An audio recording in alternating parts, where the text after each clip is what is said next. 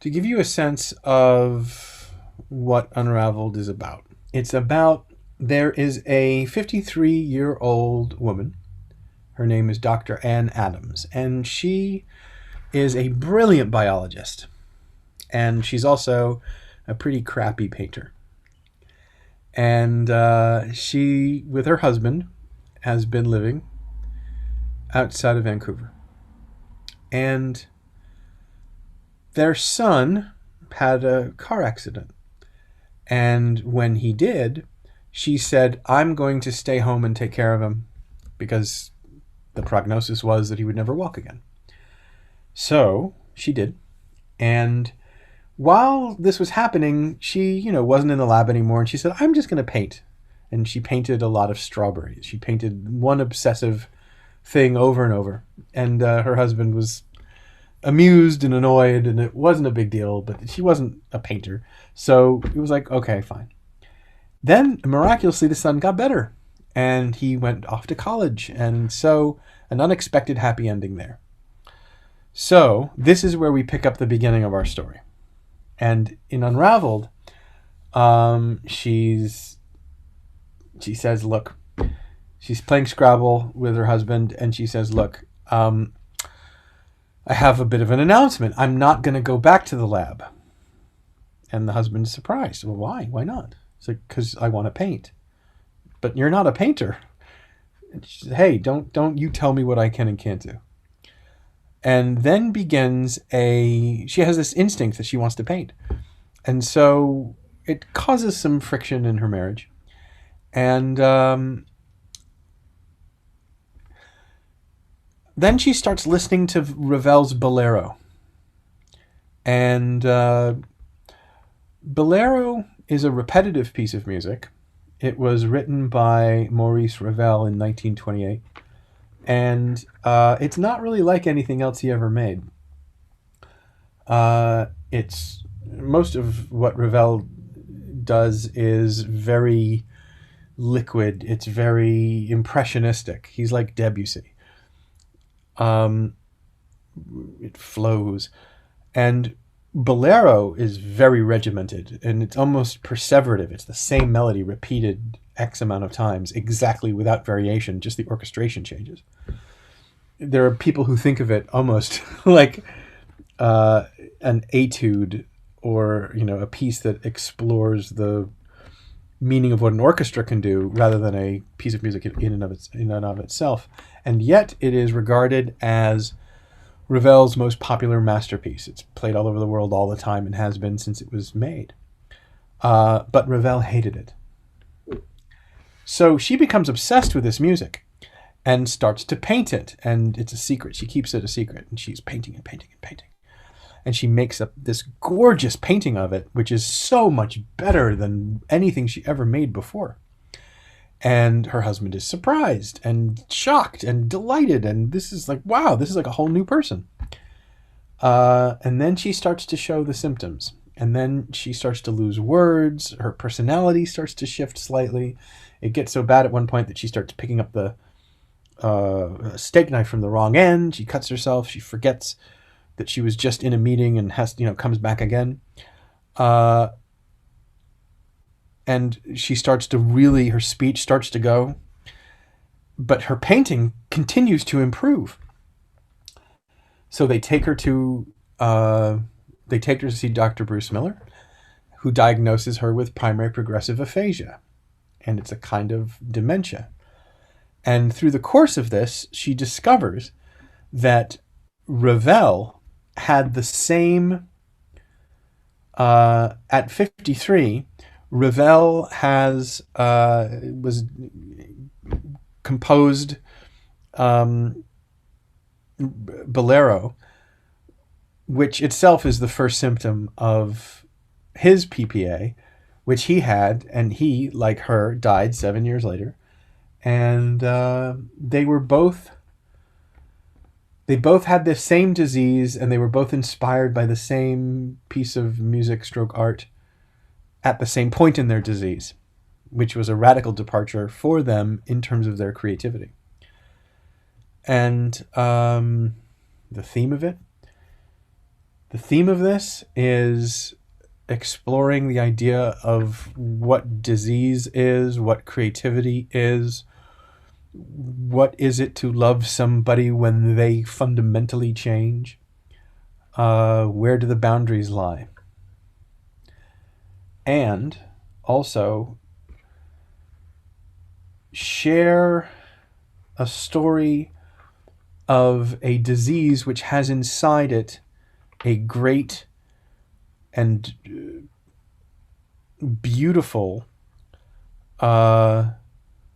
gift at the very beginning phases that teaches us hugely about the balance of the mind, in that at the beginning of this disease, language disappears just a little bit, which allows music and visualizing to come to the fore a bit more. And perhaps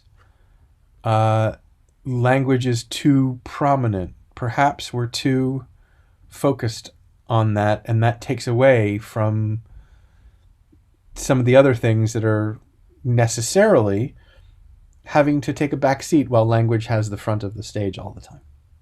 A lot of times I wind up writing about music because the creation of it and its power is something that is obviously very close to my heart. And, you write what you know.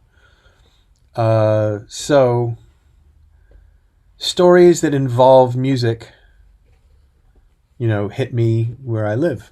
And I can understand them because I've lived inside that. I understand the frustration of not being able to compose something properly, or not being able to play something properly, or wanting to communicate something with music and not being able to. And so the drama of music is that it is the nature of its human expression that is both abstract and universal.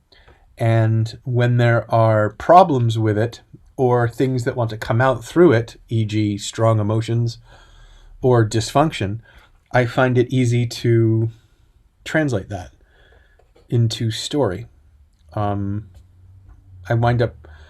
written musicals, and most of them are not sort of stop and sings, but they have the music inside the story itself. They're musicals about musicians.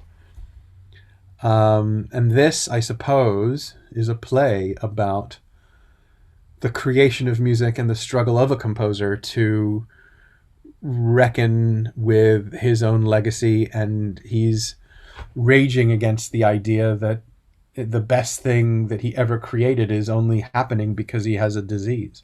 This play, UnRavelled, is I think it's sort of unique in the way it arrived, as opposed to other plays like Louis and Keeley, or even Our American Hamlet or Miravel. This is something that, I guess like some of them, it was based on a true story. So there was a lot of research to do. But my understanding of the story, I had to go and acquire a new sense of... I had to learn a hell of a lot in order to tell this story properly, and to be able to do it in a way that kept the human part in front, as opposed to having it become overwhelmingly scientific. And I hope I've succeeded. But it took me a very long time to understand something well enough to explain it simply. So there's a tremendous amount of research that I did where I just left on the floor. And it's, I got to trust that it's in there somehow, because I don't get to show it in the play. Or maybe it's there. I don't know. There's the faith of that is important somehow. This was a real stretch.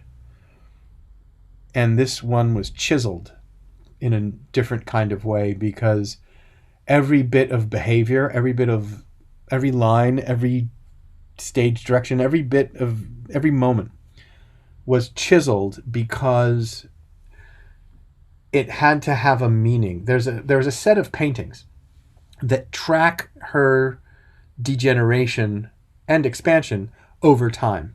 So I had to create the behavior and the relationships that made it from point A to point B that also could work on two levels. One, just two people feeling and reacting to each other, but another one was a track of sort of what the disease was doing and how it was manifesting. And so you could read it both ways at the same time. So there's a really taut wire between every little line. So this one was very chiselly. What do I want the audience to get out of this play? What I want with any story I tell, I want the audience to feel what I felt when I first heard it. I want them to be fascinated with the reality of it. I want to share with them the wonder and the beauty of this story and what it means. I want them to have empathy and sympathy for the people who struggle with this. And I want them to see that there is a magic that you never thought was there inside something that seems quite desperate and deadly. I'm Jake Broder. If you enjoyed this chat and you want to see UnRavelled, you can go to unravelledplay.com. That's unraveled with two L's. And that's unravelledplay.com. And see it. It's available on demand from February 25th, 2021 to March 30th, 2021.